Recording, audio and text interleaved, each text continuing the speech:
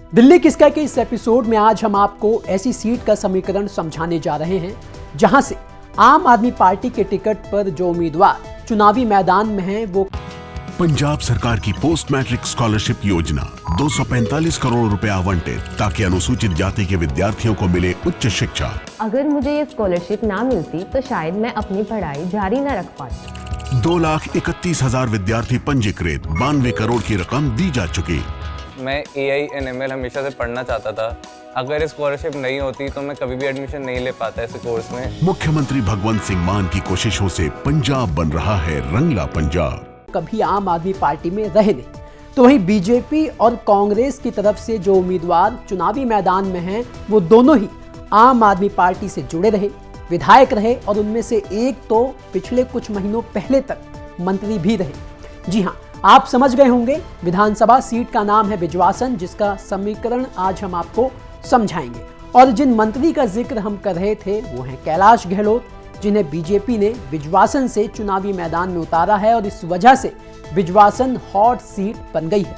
लेकिन चर्चा इस बात को लेकर है कि आखिर कैलाश गहलोत नजफगढ़ सीट को छोड़कर, जहां से वो विधायक रहे, 10 सालों तक विधायक रहे, उस नजफगढ़ सीट को छोड़कर कैलाश गहलोत ने अपने लिए बिजवासन को सेफ सीट क्यों चुना, बीजेपी से बिजवासन सीट की मांग क्यों की और आखिर सीट बदलने के बाद क्या कैलाश गहलोत वहां से जीत पाएंगे, उनके जीतने के कितने % चांस हैं, ये सब आपको आज हम इस विश्लेषण में समझाने वाले हैं। तो सबसे पहले बात करें बिजवासन सीट पर आमने सामने के मुकाबले की, तो आम आदमी पार्टी ने यहां से सुरेंद्र भारद्वाज को उम्मीदवार बनाया है, तो वहीं कांग्रेस ने देवेंद्र सहरावत को अपना उम्मीदवार बनाया है, जो साल 2015 में आम आदमी पार्टी के विधायक थे। तो वहीं बीजेपी ने कैलाश गहलोत को उम्मीदवार बनाया है, जो आम आदमी पार्टी की सरकार में मंत्री रहे। तो वहीं बात अगर बीते 3 चुनावों की जाए, यानी 3 चुनावों के जीत के मार्जिन की जाए, तो साल 2013 में यहां से बीजेपी के सत्यप्रकाश राणा 2,414 वोटों से जीते थे। तो वहीं साल 2015 में आम आदमी पार्टी के देवेंद्र सहरावत 19,536 वोटों से जीते थे। साल 2020 में आम आदमी पार्टी के भूपेंद्र जून 753 वोटों से जीते थे, सिर्फ 753 वोट।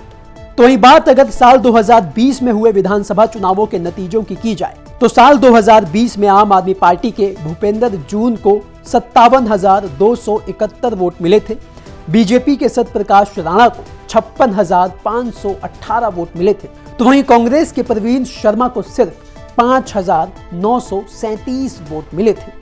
तो साल 2020 में तो इस सीट पर गला सुखा देने वाला मुकाबला हुआ था और आखिरी के चरण में, यानी मुकाबला इतना कड़ा था कि आखिरी के फेज में जाकर आम आदमी पार्टी के कैंडिडेट भूपेंद्र जून सिर्फ 753 वोटों से जीत पाए थे।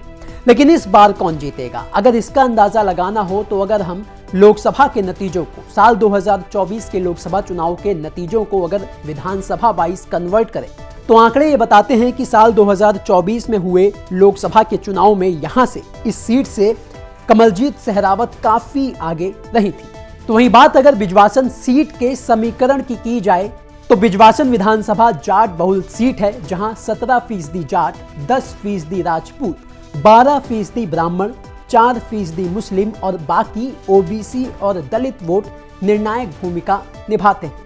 बिजवासन ग्रामीण सीट है, मिक्स आबादी वाला इलाका है, जिसमें धुलसीरस, वसंत कुंज, महिपालपुर, रंगपुरी, नांगल देवत, बिजवासन, समालका, बामनौली, कापासेड़ा, शाहबाद, मोहम्मदपुर, राजनगर और द्वारका का कुछ हिस्सा शामिल है। अब कैलाश गहलोत के फेवर में जो चुनावी समीकरण बिजवासन सीट से जो उनके पक्ष में जाते हैं वो ये है। लोकसभा चुनाव में बीजेपी इस सीट से काफी आगे रही थी। निगम के चुनाव में बीजेपी बिजवासन और कापासेड़ा वार्ड जीती, जहां जाट वोटरों का दबदबा है।